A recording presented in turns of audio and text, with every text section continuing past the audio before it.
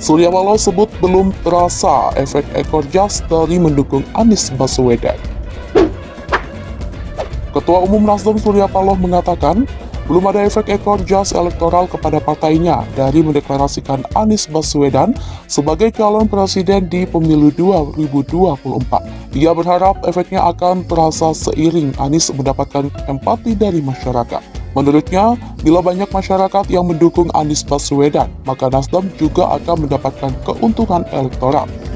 Nasdem juga bersiap bila ada dampak negatif dari mendukung mantan Gubernur DKI Jakarta itu. Nasdem siap dengan segala konsekuensinya, tetapi Nasdem optimis untuk menyongsong pileg tidak hanya bergantung dari efek Anies Baswedan.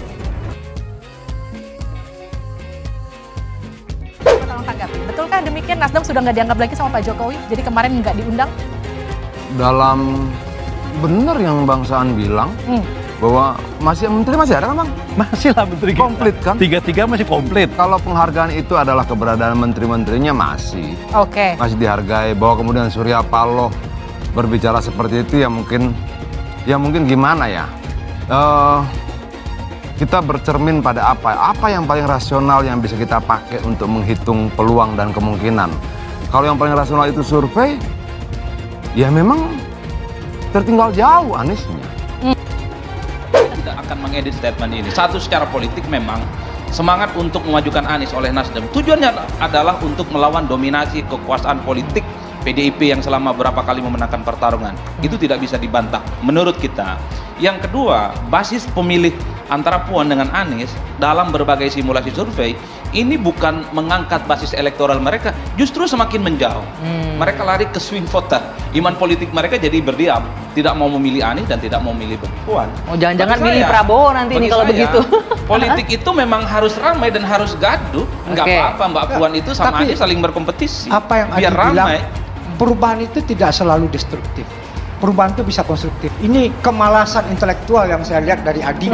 Ya, Ini pendekatan sekali lagi riset kemalasan ini kalau- intelektual Adi untuk mengeksersas ini. Sayang sekali intelektual kita terjebak dengan pesimisme dan narasi-narasi yang negatif ya. Oke. Kegaduhan itu bukan kegaduhan dalam tidak bisa ketemu, tapi kegaduhan di dalam gagasan.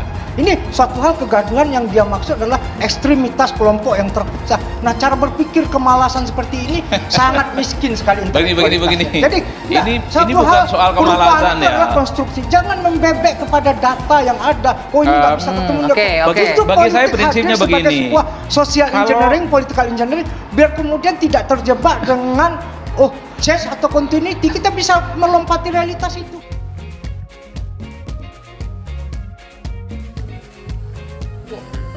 Bakal calon presiden Koalisi Perubahan Anies Baswedan akan menemui tokoh bakal calon wakil presiden pendampingnya. Rencananya, tim 8 akan membahas rencana pertemuan ta'aruf Anies dengan bakal calon pendampingnya. Willy mengatakan Anies akan ikut dalam pertemuan dengan 5 bakal cawapres. Ia memastikan 5 nama calon wakil presiden itu akan ditemui. Namun, Willy belum mau menyebut siapa saja 5 bakal cawapres yang telah digodok Nasdem. Ia juga tidak menyebut siapa yang akan ditemui pertama kali.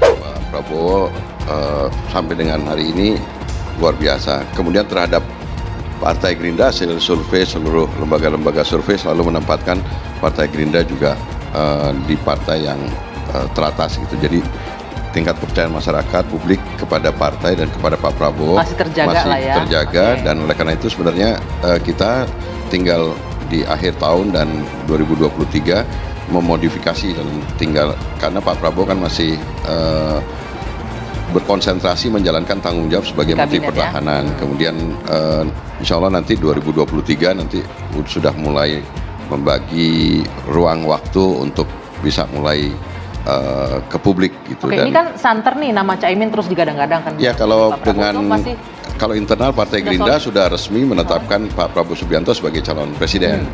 anak Kemudian darahnya nih siapa nih dengan anak darahnya? Koalisi partai salah satunya sekarang dengan Partai Kebangkitan Bangsa, tetapi kemudian kita kan masih membuka ruang masuknya partai tambahan untuk bisa berkoalisi. Kita tetap melanjutkan penjajakan ke partai-partai lain Dan menurut saya sekarang tadi mencermati apa yang didiskusikan oleh Mas Willy dan Mas Adi tadi, sebenarnya Pak Prabowo Subianto sudah lebih dulu mencontohkan bahwa ketika Partai Gerindra, Pak Prabowo Subianto berada di luar pemerintahan, kemarin akhirnya mau kemudian masuk ke dalam pemerintahan adalah dalam rangka untuk satu, mengurangi tensi, Polarisasi di bawah ya. polarisasi Oke. yang berpotensi terhadap konflik di Walaupun masyarakat. akhirnya banyak yang kecewa dengan bergabungnya Kemudian, Pak Prabowo ya. tetapi yang lebih dikedepankan oleh Pak Prabowo Subianto adalah bagaimana supaya bangsa ini tetap dalam satu kerangka untuk mewujudkan masyarakat kita yang lebih baik, bangsa yang lebih berwibawa. Jadi keputusan Pak Prabowo masuk dalam pemerintahan, ya sekarang sudah mulai meredakan hasilnya.